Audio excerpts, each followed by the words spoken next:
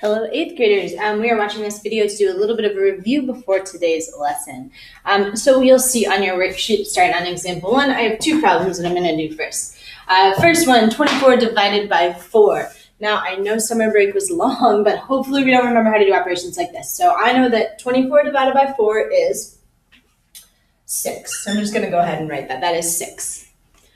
The next operation looks similar. I have my 24s.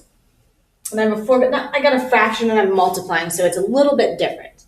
Now, some of you, like I know Dawn Trell right now is thinking, I know exactly how to do that. I remember that from last year. That light bulb just went off in her head, and I wanted to go off in yours as well. So we're going to multiply this across. I know that I can take any whole number and make it into a fraction by putting it over 1. And now I'm just going to multiply across. 24 times 1 is 24. 1 times 4 is 4.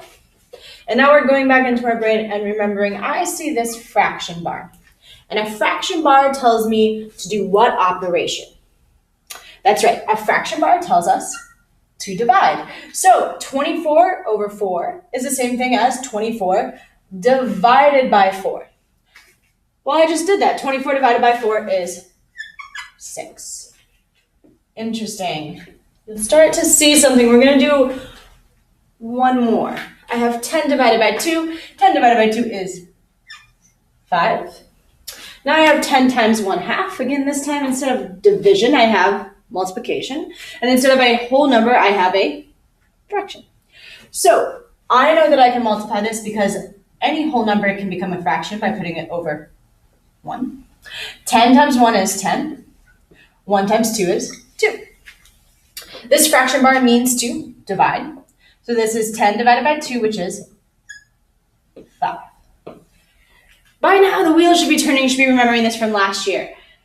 The rule is dividing by a number is the same thing as multiplying by the reciprocal. So dividing by 4 is the same thing as multiplying by 1/4. Dividing by 2 is the same thing as multiplying by 1/2. So now I'm going to give you just a few to think about. I'm saying dividing by 8.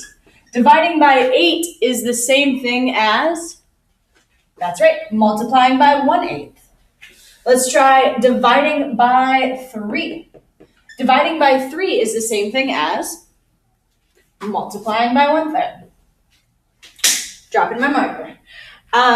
Cool, let's do another one. Let's say, I'm going to see if I can trick you. Dividing by 152 is the same thing as, you got it, multiplying by 1 over 152. Let's see if we can rearrange this a little bit. Multiplying by, let's say, 1/7. What's that the same thing as doing? That's the same as dividing by 7. So you'll see the next problem on your worksheet. It kind of looks daunting. It looks like something that, like, if I looked at that problem, I would probably end up doing the multiplication, putting my number over 1, and it might end up taking us more time. And we want to move efficiently. So you see the next problem is 36 times 1/6. Well, it looks kind of scary, but it's not that scary. Think about it. Multiplying by 1/6 is the same thing as dividing by 6. So when I see this, I'm thinking 36 divided by 6. That's what I'm thinking. Well, 36 divided by 6, that's super easy. I know that that is 6. You have the next 6 problems on your worksheet to complete. And when you have that done, you bring it up to me at the front, and we will be going over problems and checking it. Good luck.